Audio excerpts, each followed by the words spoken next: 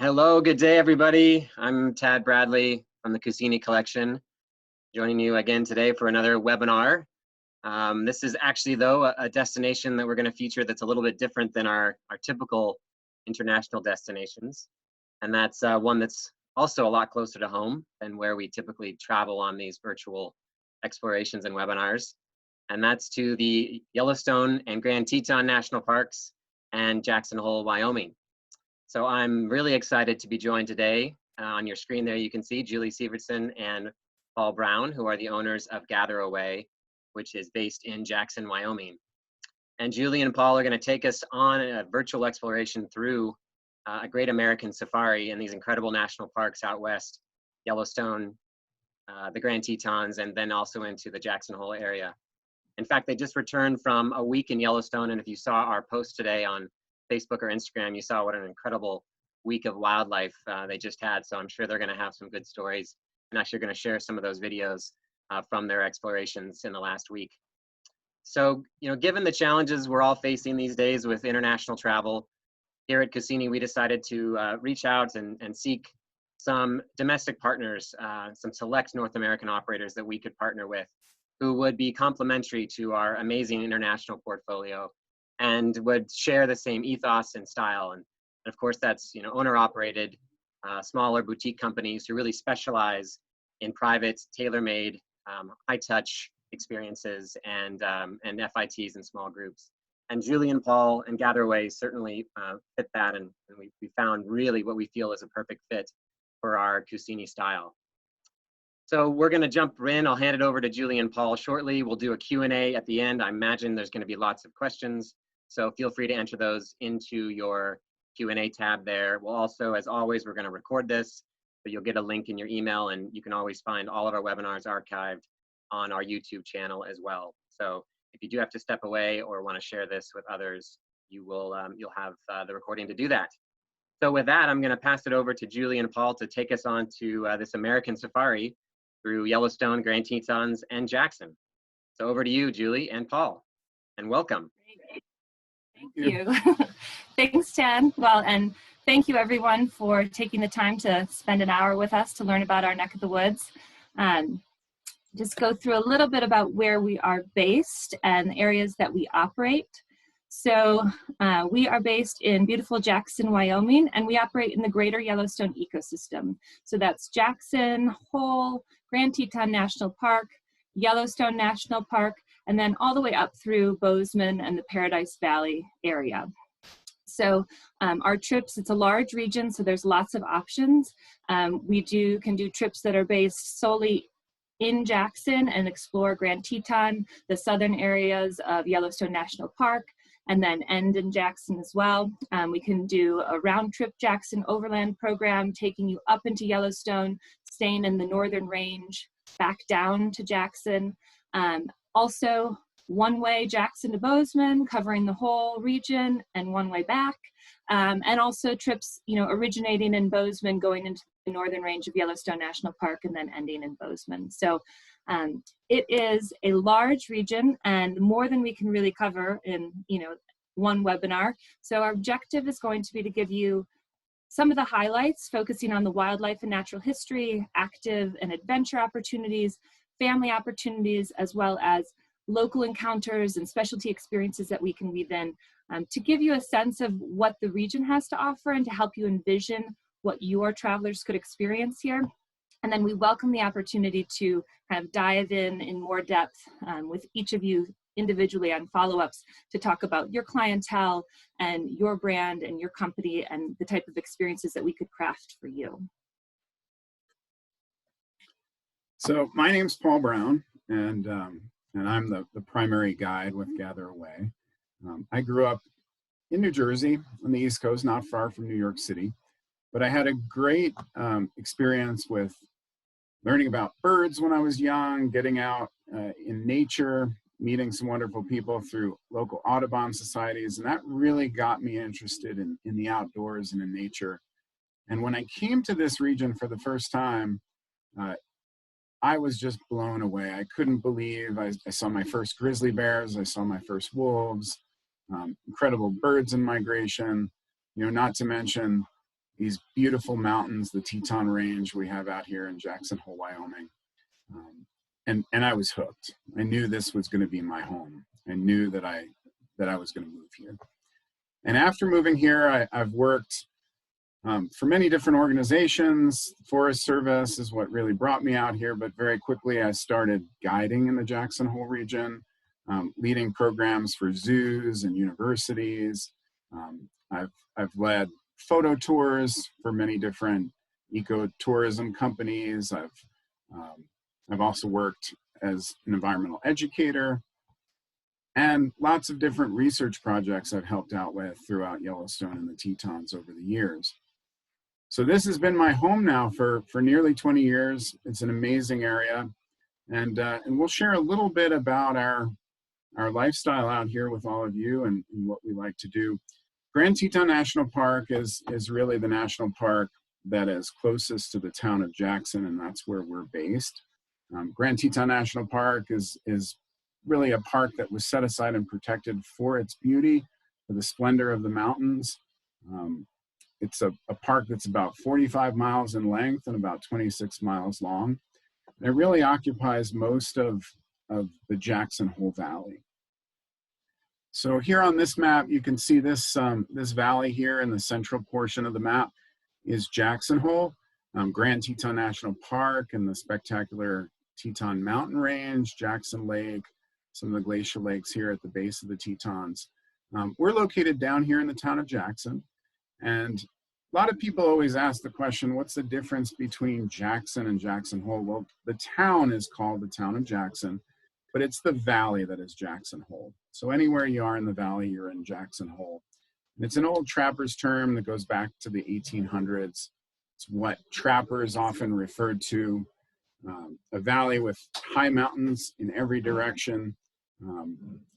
You look north, south, east, or west, and you see mountains, so it's as though you're in a hole. To the west, we've got the Tetons, the Grovants to the east, the Absarokas and the Red Mountains to the north, and the Snake River Range to the south. So no matter which way you look, there's mountains all around. So we have some pretty incredible wildlife here in Jackson Hole, and that's really the reason I moved here. It's an incredible place with beautiful, beautiful scenery. And it was the scenery that really set Jackson Hole apart. It's the main reason why Grand Teton National Park was established. The beautiful fault block uplift mountain ranges that we have here, the Teton Range. This is Mount Moran. You can see how these mountains just rise up from what seems like a flat valley. So very stunning, very beautiful. Really no foothills here because of that fault block uplift. And it's really, in my opinion, the most beautiful mountain range we have in the country. We have many different habitat types here. We've got, sage grassland habitat, which is wonderful for the bison and the plains animals. We've got riparian habitat, river corridor habitat, which is wonderful for species like moose and bald eagle. We've got forest and mountain habitat, which many other species will utilize. And depending on the time of year, Jackson Hole really has something not only for every person and every interest, but also the wildlife use the valley in very different ways. So places like the elk refuge become an important refuge in winter for many of the species, but then they spread out and they're utilizing the mountains, the river areas throughout the rest of the year. So lots of really wonderful opportunity for wildlife in this Jackson Hole Valley. And so our core, a core part of any program that we operate, any itinerary, is going to be the wildlife. And you could come here and spend a full week or more focused solely on the wildlife in this area. But there's so much more here to offer. So we can incorporate a variety of other experiences and even have, a full multi-sport, adventure for people that want to have, a very balanced and varied time while they're here. So hiking, obviously, with the mountains is an incredible opportunity to get out into nature, wide open spaces, both in the national parks and in the national forests. You can do everything from an easy trail to summiting some of the iconic peaks that are in Grand Teton. Biking is, a great activity out here. There's rock climbing, mountain climbing for all levels if you just want to try it out, to, an expert climber that's coming here and wants to really push themselves. And then as Paul was talking about, the waterways offer some incredible opportunities, from kayaking to stand-up paddleboarding to fly fishing. Really getting out in the water is one of our favorite things to do, and we like to encourage everybody who comes here to at least spend one day experiencing the great rivers or lakes that we have in the area. You can get up in the air with scenic flights by small plane, hot air ballooning, paragliding. So really this is just a snippet of what there is to offer, so we can really tailor an itinerary to include as much or as little of these activities, depending on your client's interests. And then as far as a family destination, I can't think of a better place. You've got all the activities that I just mentioned can be tailored to all different ages. And then there's also some great kid-specific opportunities.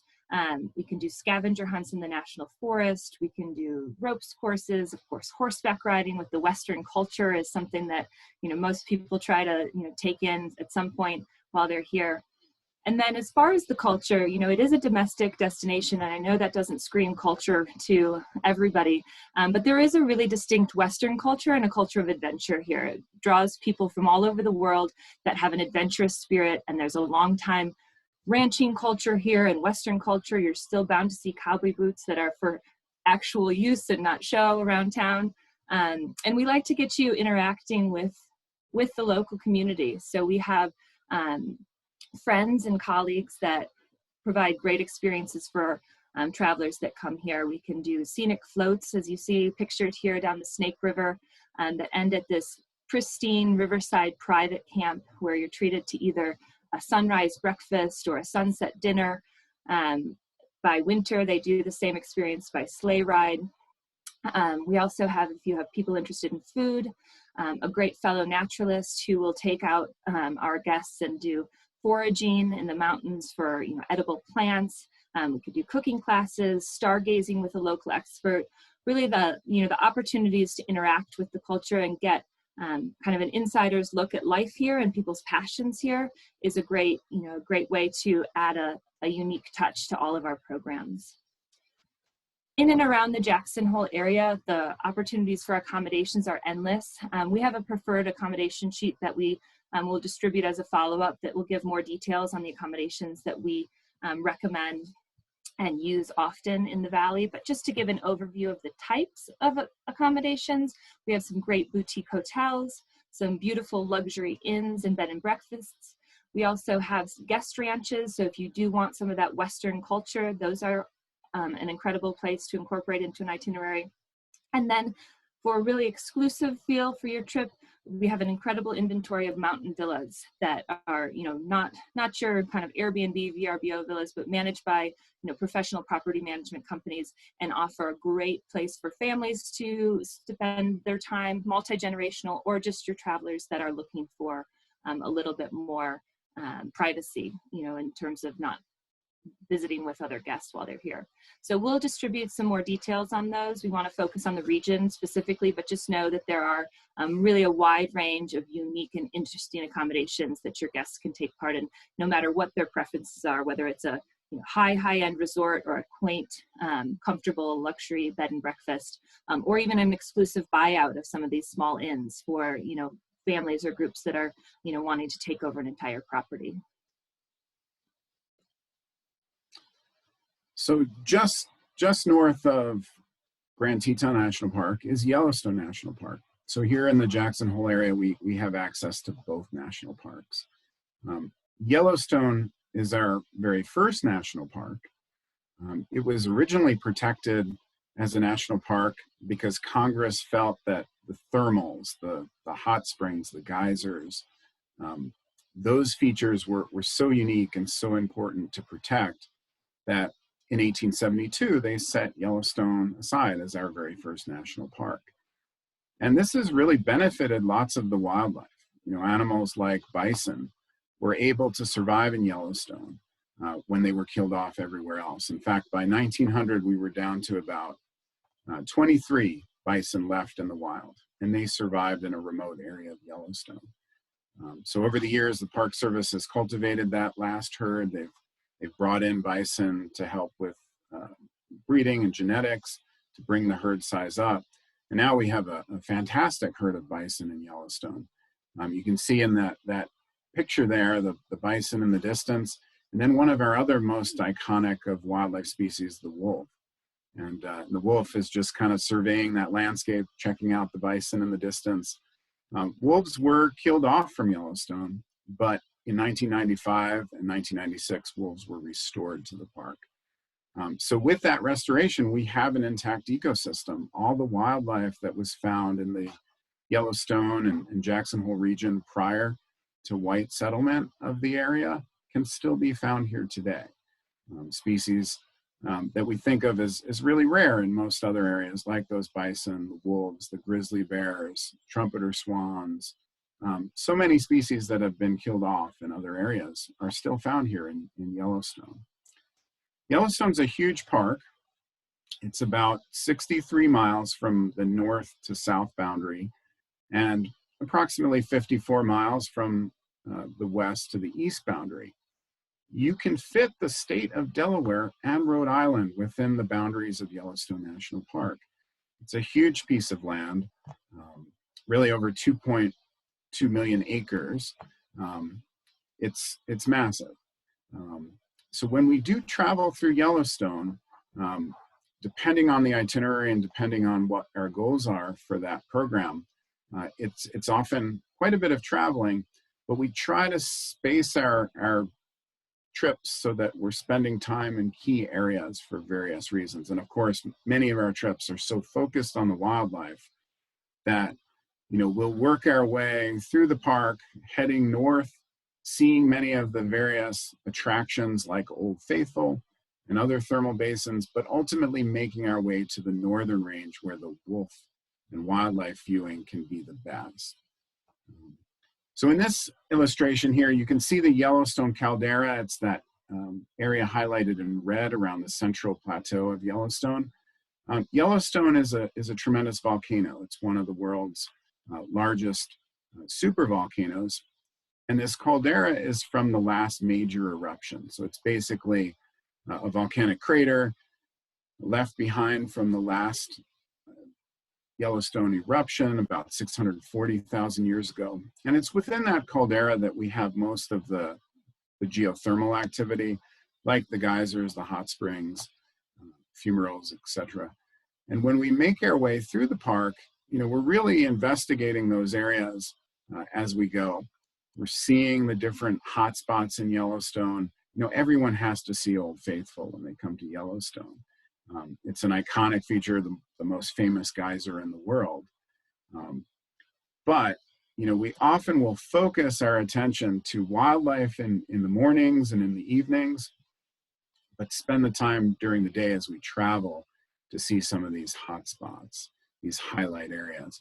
And you can see in these photos, beautiful photograph of the Grand Canyon of the Yellowstone on the left there, 308-foot waterfall, the lower falls. That's the Yellowstone River spilling over the falls into the canyon.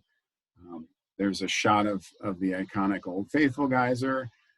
You can see the largest hot spring in the park at the Midway Geyser Basin. That's Grand Prismatic Hot Spring pictured there with the onlooker. And then as we travel through those areas, throughout the seasons, there can be wonderful wildlife, but it's really more often the northern range, the northern section of Yellowstone, where we get our best wildlife encounters. And that's typically where we focus on species like wolves and grizzly bears.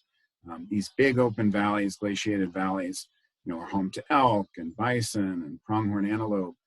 And really in those open areas, we can see so far and have such great viewing, especially with spotting scopes. We're able to watch the wildlife interact with each other and really they're not so concerned with people and what we're doing. So we have great viewpoints from these open valleys, and we can really get some incredible viewing in areas of the northern part of the park. And that's really why our travels generally bring us to the northern range for wildlife specific viewing. in addition, of course, always, the wildlife is a highlight, but there's so much more to offer. So hiking, Yellowstone offers trails, for days that you could do from all at different ability levels. What you saw in one of that overview map was beautiful Yellowstone Lake, which is a massive lake. You can do private fishing charters or scenic charters on the lake, private guided kayaking, and there's thermal activity right next to the lake shore, so you can view it while there's plenty of people walking the geysers on foot. You're getting a very unique perspective, paddling past it in your kayak. And then, of course, there's quite a bit, outside of the park as well. So if you're based in the Northern Range, you're near the Paradise Valley, floating on the Yellowstone River, lots of fly fishing in the area. So there's really the opportunity to tailor your experience to have, as much wildlife, as much activity, and all in one day. You don't have to be one or the other. You can have all of this in one day. It's also an area of great local characters. A good friend of ours, Dan Hartman, wildlife photographer and filmmaker, lives up in the small town of Silvergate near the northeast entrance of the national park. He has great stories. He'll welcome us into his house for tea, to hear about close encounters with wildlife, what it's been like to, kind of raise his family in a small trapper's cabin up in the Northern Range. So it's really a special place. And we were, as Tad mentioned at the beginning, we were just up there, earlier this week. And I just wanted to give you kind of an overview of what a day could look like, and often does look like in the Northern Range. So you're up early, you want to be there, by sunrise into the Lamar Valley. So we were staying in Gardner, Montana, which is where we recommend a lot of our groups stay that are interested in wildlife. Up at 5 a.m., in the car at 5 a.m., I should say, to the Lamar Valley by 6 a.m., where we were treated to some incredible wildlife viewing. We had a great field breakfast set up right along the roadside. Spotting scopes were up so that people could continue to watch the wildlife. In addition to what you're seeing here with these two wolves on a bison carcass, there were bison babies running around, pronghorn and their babies running around this valley. And as Paul said, it's this really wide open space that you can just take in not only beautiful scenery, but beautiful wildlife. And here's another bit of action. You'll see a couple of wolves in there, some bison that are obviously pretty agitated and not excited to be hanging so close to those wolves. And this is all happening in the Lamar Valley. So it really is, it's been called, the American Serengeti, and it really is. Every day is different. Every day is exciting. By about 9 a.m., the animals started to get a little bit, more relaxed. It started to get warm. So we headed north out of the park, up the Beartooth Highway, which is one of the most scenic highways in the U.S. This is at the summit, just a spectacular view, good scenic drive. And then also a great place this time of year to look for mountain goats who have moved up above tree line. So all of this was before lunch. We drove down, had a beautiful picnic lunch next to a waterfall, a great walk, and then headed back through the park. Got to see some cinnamon black bears on our way out of the park, and then ended our night back in Gardner. So just to give you a sense of kind of what a day could look like and often does look like up in the Northern Range. And there's various seasons to travel here. And I would say that there's no bad season. Summer is kind of the more crowded time for families and people traveling through the park. But honestly, wildlife viewing here is incredible no matter what time of year. And a lot of people overlook winter. Winter is one of my favorite times in the ecosystem. Not only are there far fewer people and travel is a little more restricted through the park, but the wildlife is incredible. We have these gatherings of wildlife at the lower elevation areas of both Jackson Hole and the Northern Range of Yellowstone. We see incredible activity, incredible encounters with wildlife. When the animals are on the snow, they stand out. They're so much easier to see. This is a little red fox that's mousing in the image here. And these are the kind of things that, people don't always think about. Why would I travel to Yellowstone in the winter? But it's a beautiful absolutely scenic time to be here. And so many of us live in parts of the country where snow is rare. Here we have snow on the ground all winter, and it's a winter wonderland. It's a beautiful, beautiful place to be in the winter. And the wildlife can be some of the best in the winter because they're so concentrated. They come to the low elevations. They really gather together in close proximity to roads and areas that we can easily access. So it's really one of the best times to come out here. And also, I mean, many people, you know, in addition to the wildlife, you think of Jackson Hole for its, you know, world-class skiing. So people can come and spend a couple days skiing at the Jackson Hole Mountain Resort, head into Grand Teton for wildlife viewing. In the winter, in Yellowstone, if you want to access Old Faithful, it's only via guided over snow vehicles, so vehicles on big snow wheels or tracks or snowmobiles, and you get to see Old Faithful in a state that many people never will in their lifetime, covered in snow, very few people, and just a really special time of year to visit. There's also, of course, snowshoeing and cross-country skiing, dog sledding, so really it's also, you know, it's a playground year-round, so there's no time of year, as Paul said, that is better or worse, and you will likely, you know, have a lot of people that come and want to come back because they realize that they've just scratched the surface. We have a lot of repeat guests, you know, that want to come year after year or season after season to enjoy, you know, this great area. You know, jumping back to Yellowstone accommodations, again, just a brief overview. We typically base our groups out of Gardner, Montana, which is this charming mountain town, Western, still got a Western historic downtown. There's kind of modern rustic lodges and charming small inns, and also some cabin accommodations, which are clean, comfortable, well-appointed, usually with a kitchen or a kitchenette, and good for families because there's often, you know, 2-bedroom, 2-bath options. And so that's a really nice town to stay in, and options for accommodations there are, you know, quality, nothing overly luxurious. It's not, you know, it doesn't have the same range as Jackson does, but definitely some clean, comfortable, cute, you know, local, locally owned and operated accommodations that we use. Additionally, there are parks, national park lodges. In 2020, you know, there's very limited that are in operation, so they're not necessarily an option for your guests this year, but we hope that they will be back up and running in future years. And then outside of the park further, because we do operate all the way up through to, you know, the Paradise Valley in Bozeman, there are fly fishing lodges, some unique lodges and historic hotels that are attached to hot springs. And then in Bozeman, of course, you've got the, you know, kind of, I call it the big city because coming from Jackson, it is the big city. But, you know, it's a university town with a cool, you know, kind of hip downtown and some newer hotels to match that vibe. So those are the options, and there's really something for everyone as far as, you know, where to stay and how to make the most of your time. But we always push location as far as proximity to the activities that you're spending your time, not traveling as much by vehicle or more than you need to, and more time out in the field really enjoying the experience of your trip.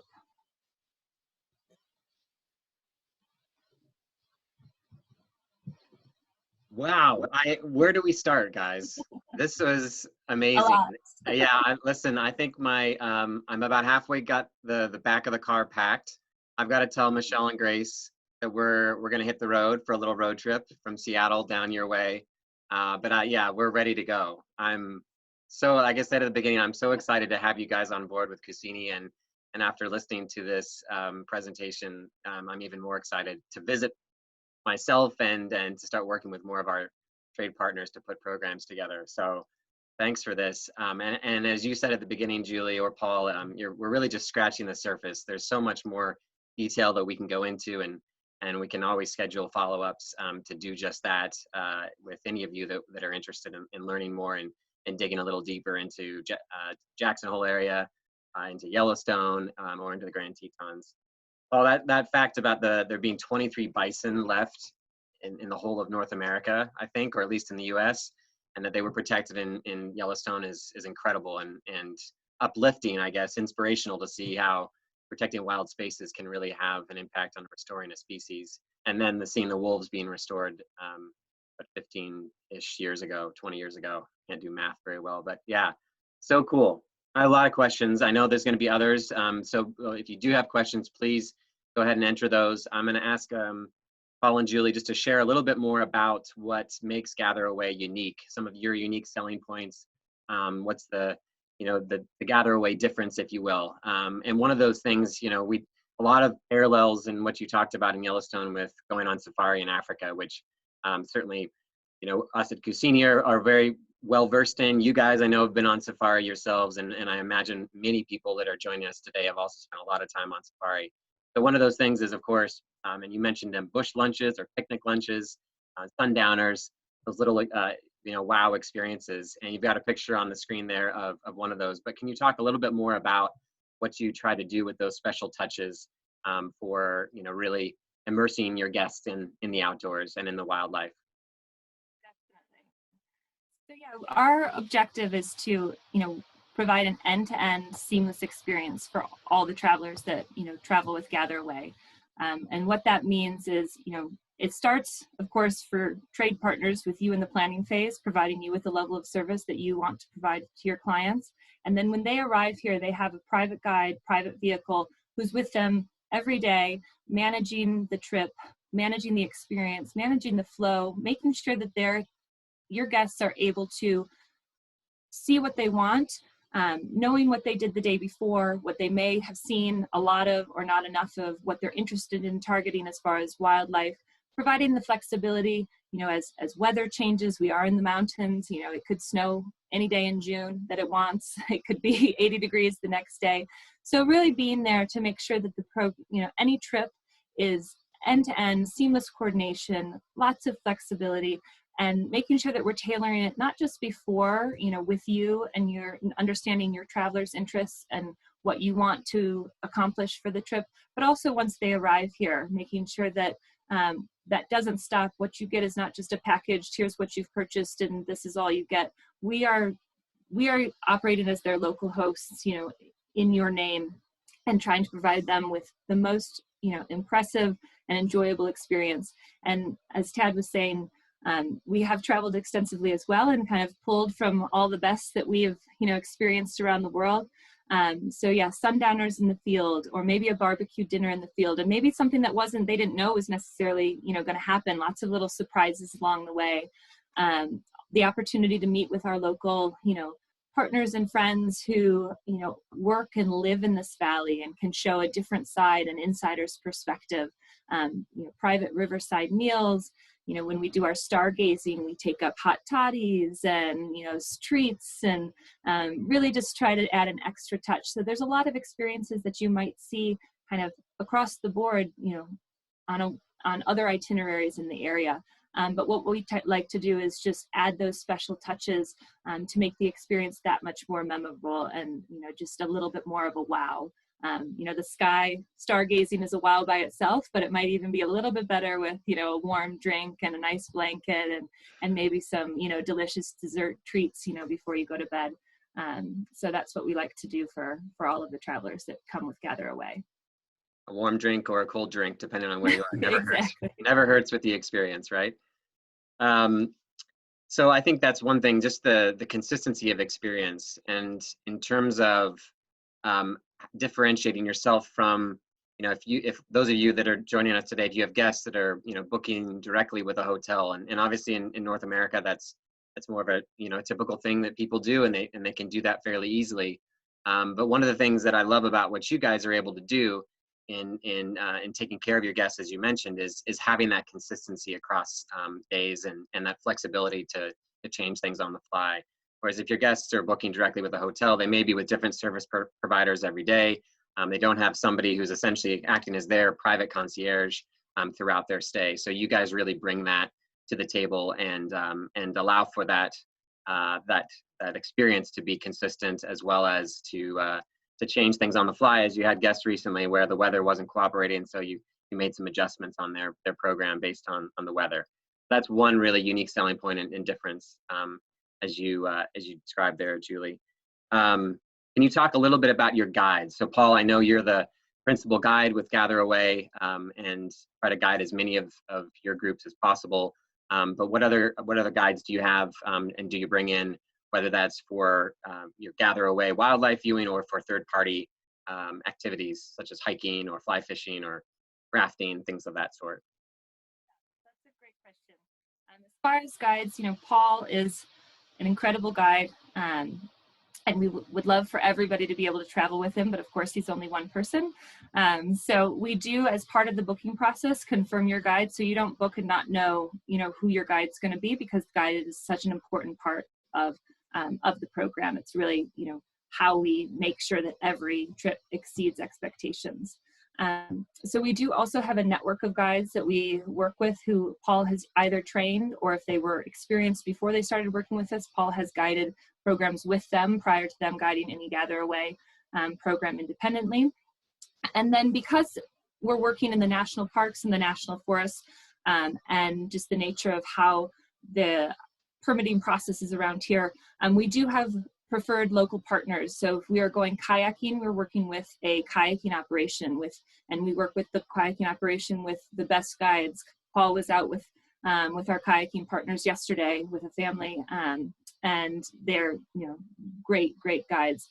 Also for hiking in Grand Teton and the National Forest, we would be bringing in a permitted local guide, but this is always in addition to your primary Gather Away guide.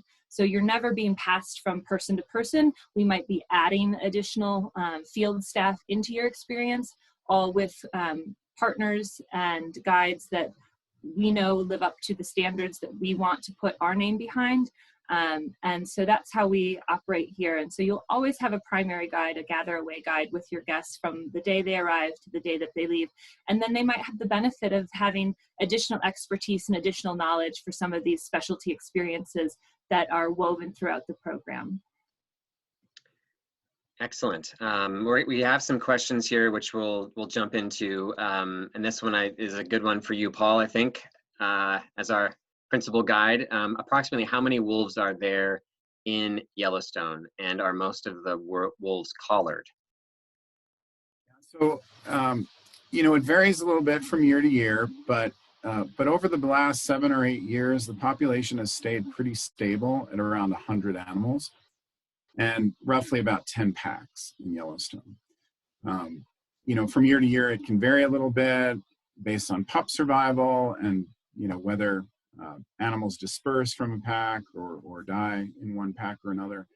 But generally 100 wolves is what's considered about the carrying capacity for the park.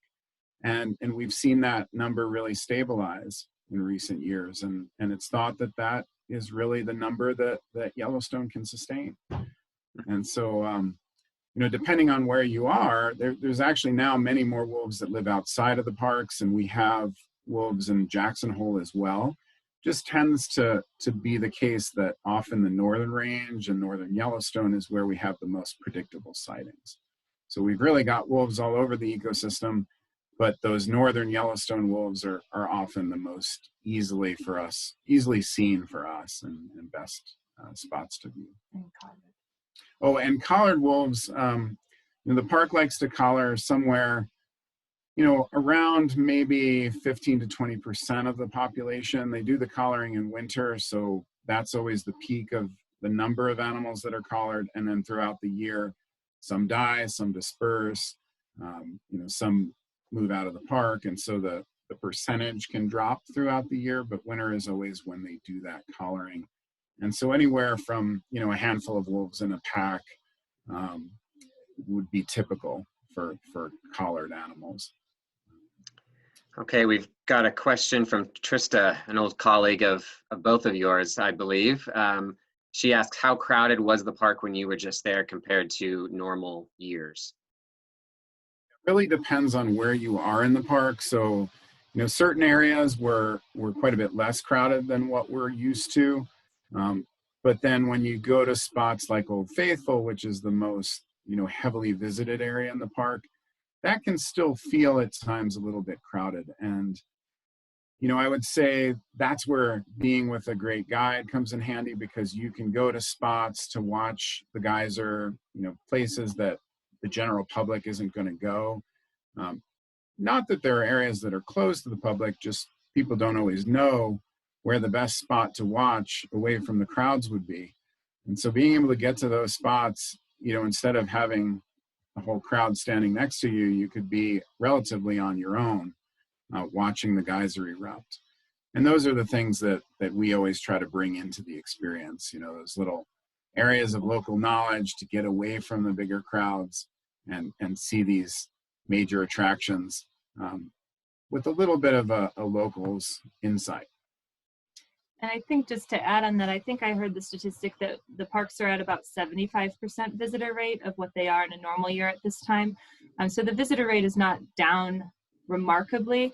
What is down remarkably is the services in the park. So food services, accommodation services, and for us, that doesn't really alter how we operate because we always are self-sufficient in the park. We want to keep our control over the quality and also over the experience and keep our guests, you know, as secluded as possible so they really are enjoying the open spaces and the nature that we're here to visit.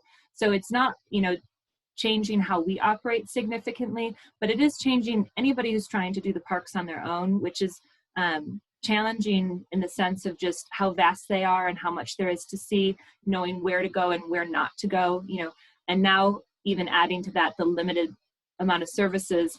It's definitely a different scenario this year in the park, but as far as our trips, the quality and what we are able to accomplish really hasn't changed that much because we try to be as self-sufficient as possible so that we can provide the exclusive experience to our travelers. If people do want to visit this year, even at this late stage, you know, end of June, availability wise with accommodations in Jackson and inside, and well, I know inside the park isn't really an option this year, but outside the park, how is that looking if people wanted to come, you know, sometime in July or August? Would they generally have an easier time finding accommodation this year? Compared to normal years, if we were having this conversation in a normal year, you know, we'd be kind of hard pressed to find some of the more preferred accommodations having availability for same summer reservations. Right. If you're flexible with dates, you know, usually you can, you know, make something work. This year, it's kind of an interesting situation in the sense that we've had a lot of cancellations and then a lot of increased demand, but we're still sitting at a place where there is availability. You know, Jackson is a huge international, and Yellowstone, you know, Jackson Hole, Grand Teton, Yellowstone are huge international destinations. So a lot of our, you know, a lot of our accommodation providers saw, you know, 30, 40, 50% cancellations just from their international travelers. And that's not to mention any, you know, domestic travelers that have opted not to travel, you know, because of, you know, the current situation. So there is availability, which is, you know, really exciting for those people that do want to travel. And because we have such a variety of accommodations, especially in the Jackson area, and the large inventory of private home rentals, which are seen, I would say that is the area that's seen the highest demand and the lowest availability compared to other years. But there still is quite a large inventory. So it is still possible to, you know, have to confirm a trip for this summer and this fall. Fall is a really great time, especially for wildlife. The elk are bugling, the fall colors are out. So September through kind of mid-October tends to be a pretty strong peak season here as well. That answers another question, which is about the best time to see the fall colors. So is there a specific couple of weeks that typically you see the peak of the colors? I know that's really, there you go. Speaking of. Yeah. Yeah, toward the end of September, and it really varies from, you know, from year to year. I would say that on average, either the last week in September or the second to last week would kind of be our peak fall color period. But it all depends on, you know, how early we get our first frost and temperatures and that sort of thing. But generally the last 2 weeks of September are kind of peak colors here. And another question here, do you have a favorite month for winter visits, or what do you consider the best month? You know, it really depends. I love January and February. If you're wanting to travel through Yellowstone via snow coach or snowmobile, those are really the 2 months that work out best for that. It's a pretty short winter season, so Once we hit the end of February, the parks start shutting that program down. And there's other opportunities if you want to focus on wolves or be in the northern range, let's say in March. But if you want to access the interior and travel through the park via snowmobile or snow coach, it really is limited to, you know, the last couple weeks in December and then January and February. And that's really fun. But it just depends on what folks really their prime interest is. If you really are interested in wildlife, there can be a great program arranged where you stay up in the Lamar Valley area. But if you want to see the entire ecosystem and maybe travel from Jackson Hole all the way up to Bozeman, that can be done very, very nicely in January or February. We actually we have a sample itinerary that is winter wildlife based in and out of Bozeman, and it features that, you know, the northern range and Lamar Valley. So if you haven't received that or haven't downloaded that from our email last week, just let us know. We can send that through to you, as well as all the other sample itineraries that Julie and Paul have put together, which again are just ideas, just samples, and ultimately they will customize an itinerary for your guests and for your company. For any itinerary that they're working on. Yellowstone, this is from Linda, Yellowstone or Tetons for a 5-night trip in August. So for this August. So if you only have 5 nights, to put you guys on the spot, how would you put that together for this August? Can you do both Yellowstone and the Tetons in just 5 nights? Yeah, you definitely can. So it depends again on what the interests are and where they're coming from. So a great 5-night itinerary could be 1 night Jackson, travel north on day 2 up through Yellowstone, checking out all those thermals, spending 3 nights up in the northern range if wildlife is the focus, and then traveling back down for your last night in Jackson. If a multi-sport, kind of more varied itinerary for that amount of time, you want to cram more than just kind of the wildlife focus in there, doing an itinerary that bases solely out of Jackson Hole would be a great option. And then you can do the Grand Tetons, you can hike, you can bike, you can kayak, you can do floats down the river, and you can get into Yellowstone, but you'd just be getting in on a day trip into the and getting to see the thermals. So you wouldn't be getting as far north as the Lamar Valley, where kind of that prime wolf watching is.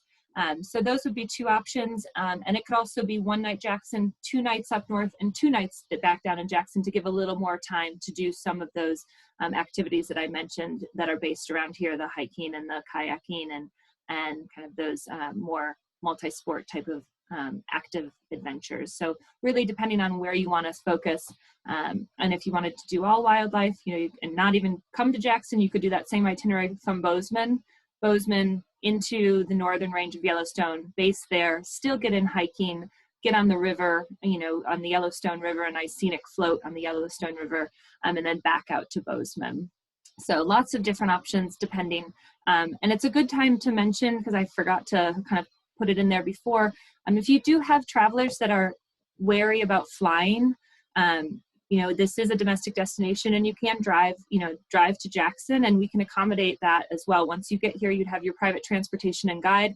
But if you don't want to get on a plane, it's a great, you know, all-American road trip to get yourself to Jackson and then experiencing everything that we have, you know, once you arrive.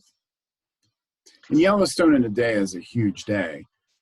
But we definitely have a lot of families that opt to do that because, you know, they don't want to spend as much time in the vehicle traveling through the parks. They'd rather base out of Jackson Hole, focus on those family-friendly activities, and then go see Yellowstone for a day. Because if you're only here maybe once and you don't know when you're coming back, you've got to see Yellowstone. You can't pass that up. But it's about a 12-hour day to just travel up through the lower section of the park, see the geothermal activity, and then head back in a day. And that's why our main preference is to break the trip up and spend time in different areas as we travel north. But when it's a family trip, when there's young children especially, those long drive times can be too much. So basing out of Jackson really makes a lot more sense. Lots of other questions, but trying to be sensitive to our time here. We're getting close to an hour, so I think we'll wrap it up with a couple more questions, and these are around rates and your services, and then we'll talk quickly about the COVID-19 protocols as well, which I know is something on everybody's minds, and you guys have done an amazing job up to this point of thinking through all those things as well. So in terms of rates, there's a question here about whether you offer activity-only services. So I would assume there that the agent would be booking hotels directly, and then you would be brought in for doing all the activities. We do not do that for the sole reason that we will pass along the net rates to you. So the commission that you would get, you get otherwise, and we like to be in control so that we can manage the service level. Jackson has beautiful properties and wonderful accommodations, but it's a very seasonal place to do business, and there's a lot of volume coming through, and for us to be involved in every single portion of the trip is how we make sure that the entire program is seamless, so that we have relationships with these hotels, we know the owners, we're able to secure the best rooms, to get better booking conditions. Sometimes there are minimum night stay requirements that don't apply. So we like to manage kind of all the nuts and bolts end to end, but as far as the commissions that you would receive from that hotel, we're giving you the net rates, that's those commissions, so you can still make that, as far as your revenue and your margin. And in terms of rates, I know again, it really depends on the itinerary, and if anything, this webinar has illustrated how many options there are in terms of planning an itinerary. So it's really hard to say in general, but I'm going to ask you in general, per person per day rate. We're talking, these are generally, higher end itineraries, small groups, and then you have all this, this level of concierge level service that you guys provide. What would you ballpark a per person per day rate in your area for this year? Yeah, I would say, like you said, your accommodation selection is really going to have a big impact on the overall, as we all know. But for a private, 2 travelers, private vehicle and guide throughout, high-end accommodations, I would say on average, $800 to $1,000 per person per day. As soon as you're adding, additional travelers, say a family, that price point definitely comes down with the economies of scale. And we are, happy to work with agents, within that high-end range. We don't want to offer kind of a budget product and budget experience. This is, a premium. We want it to be a premium luxury experience for your travelers, but we're 100% transparent about where those costs are coming from, so that you can decide, and you can decide with your clients where the value lies. If there are some really high dollar experience, hot air balloon rides with a champagne breakfast on arrival, is that something that is going to be worth it to them? Maybe for some, yes, hands down. Maybe for others, that couple $1,000 experience would be better spent, a day out hiking in the mountains with, in nature, and without that added cost. So we can definitely work with, each agent and each client to kind of define what experiences are the high dollar ones, which ones bring the most value, and which ones would be the most interesting to your clients, and work with budgets within that kind of high-end range based on what they want to experience. I mean, you could go way over the top in Jackson Hole. It's an expensive destination as it is, but we do offer great value. So as far as us versus other companies out that do kind of wildlife tours, day trips, multi-days,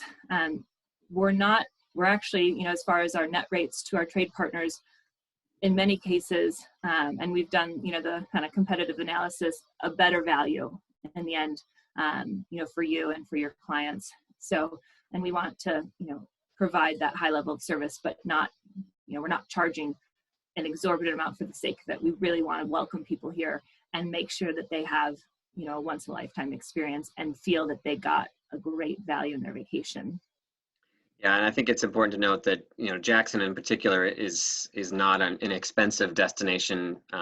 Booking hotels, mid-level hotels, you're running $350, $400 dollars per night. So you guys look to take a step above that, which those properties that are a real big step up from the mid-level options aren't necessarily a big step up in price. And again, it's about the value of that experience and the value of where of the property that you're staying in as well. Let's talk to wrap it up about your COVID-19 protocols in general, just so we can reassure those who are on the webinar about what you're doing locally to minimize risk as much as possible.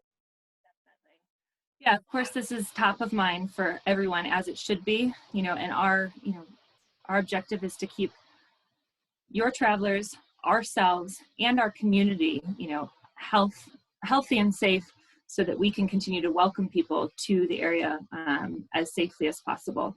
So Teton County Health Department put out very proactively a couple months ago phased reopening guidelines. And because tourism is such a large part of our economy here, there's a whole section specific to tour operators that we are following. And it's a living document. It's an evolving process, and they are continuing to make adjustments. So we're following those guidelines of, governmental organizations, CDC, and also industry, tourism and travel industry organization guidelines as they come out and as they evolve. So what we're really focusing on is, we cannot eliminate the risk, and we have to be very, clear about the fact that, we aren't able to 100% eliminate the risk, but by nature of how our trips are run, wide open spaces, a lot of nature, private families, you only have to be, in contact with your guide, throughout. Nobody else will ever be in your vehicle but you and your guide. Your guide will not be interacting with any other groups. You're not working with a guide who's doing day trips and might be with one family one day, one family the next day, back with you the next day. Of course, enhanced sanitation of everything. We've adjusted our, food, so those are, meals in the field and picnics are a little bit different this year than they would have been in past years, and hopefully in future years, because we're following guidelines of only, using prepared foods in establishments that are following all of the recommendations, both local and national. So we're really trying to just be as proactive. It's important to us to keep, Paul's the one guiding most of these trips. So, if any operator is going to be, very intent on keeping, us safe so that we can safely welcome, your travelers, we're out there kind of in the field, hands-on. So it's of the utmost importance to all of us there. And we have a specific, COVID-19 procedures document that we can share. Also work with you and your travelers. So as far as both, the risk, if there are, we have a minimum time set between guests in our vehicles. If we can discuss, all, slight modifications to even enhance what we're doing to give peace of mind. And then I know that flexibility in booking and just the fear of booking and in this uncertain, situation and time frame is going to be a challenge for all of us. And so we're adjusting our booking terms to provide more flexibility, both a higher level and longer period of, deposits being refundable, and then a higher amount and percentage of the trip and a longer time that trips are transferable. And depending on the accommodations, there are even some accommodations that we can have flexible booking terms up until 15 days prior to arrival, that they're either allowing the booking to be 100% transferable or 100% refundable.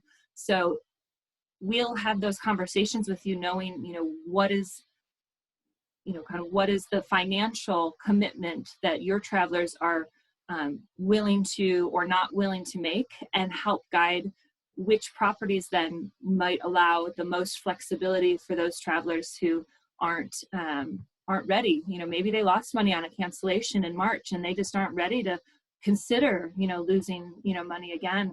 And so we want to make sure that we're providing as much flexibility and options for flexibility. Of course, there are certain accommodations that's not a possibility, but there are others that are. So we can really try to meet your clients and you where you're at as far as booking terms, to make sure that we kind of eliminate as much of those kind of fear of booking that we can, and also recognize that this is a dynamic situation and things may change. What we're looking at for September now might look different, you know, next month.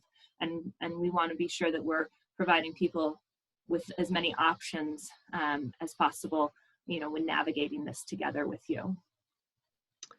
Another advantage to working with you in terms of navigating those plethora of options of properties and their booking conditions. You guys are doing that on the ground. You have those relationships. I kind of hate to end on a COVID-19 note. So I'm going to put you guys on the spot to end us with some inspiration and give us some things to dream about. You've already done that with this presentation, with the images and the stories you've told. But maybe if you guys could tell us, each of you, if you're willing, what so far this year has, or this summer, what's been your favorite wildlife or outdoor adventure experience that you've had in the Greater Yellowstone ecosystem? Let us, you know, dream about what we could be experiencing or what we could share with our guests in the area. Can I put you on the spot and ask you to give us some inspiration? Well, the last family group I had last week, their big goal was to see a bear with cubs.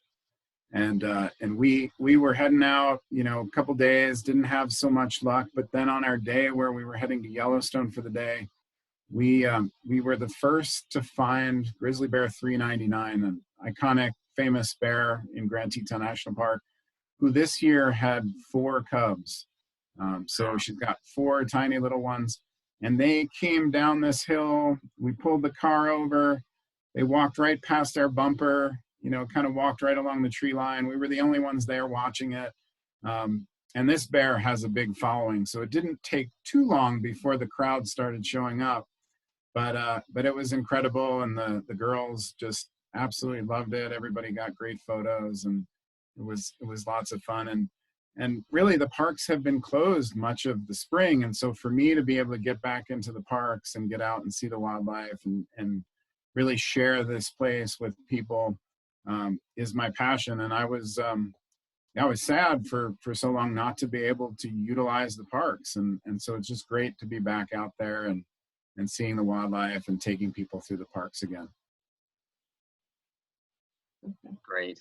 And mine, I mean, I would say those videos we showed were a pretty ridiculous highlight from this just this past week. But one of my most favorite things, and we just have gotten back out, you know, on the rivers, is floating the Snake River. So to be out there, there's eagles. I mean, it's like you feel like the birds are singing, the mountains are shining. Like I feel like I'm in Never Never Land. You know, it's peaceful. The scenery is spectacular. There's mountains. There's, you know, just an incredible opportunity to just be at peace in nature. And so, you know, floating down the Snake River in any form, you know, with all the views, and also learning about the ecology of the river is, you know, it's different every time. It looks different every time. And just being able to get back out this time of year is really special. So that's my favorite, is to be on the rivers around here. All right, I got to get back to packing the car. I'll see you guys in a day or two. We'll make it get out there as fast as we can from Seattle. Thanks so much, Julie and Paul, for this incredible presentation. Just really taking us into your backyard and sharing it with us. And for all of you that joined us, thank you so much for taking the time. Hope this was inspirational, both in terms of your own, you know, escapes to some wilderness areas if you're living in the city, or for some ideas for itineraries that you could be putting together for your guests with us. So we look forward to doing follow-ups with those of you that are interested.